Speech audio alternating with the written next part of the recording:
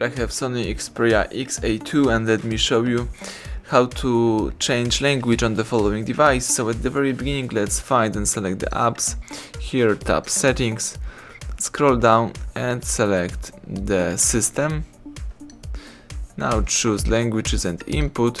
Let's tap languages at the top of the screen, and here you've got your current language. In my case it is the English from United Kingdom.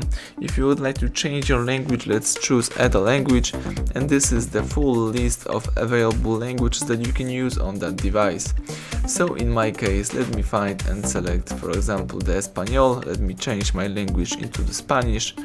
Let's choose your region, it could be España in my case, and now you have to place the Espanol into the first position. Right now the whole list of settings and also applications are in Spanish.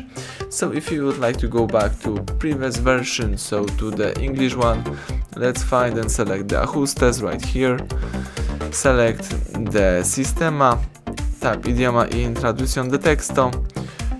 Let's choose idiomas and place English into the first position. So that's it. Right now you can use your English version of your SONY Xperia. Thank you for watching. Please subscribe our channel and leave thumbs up under the video.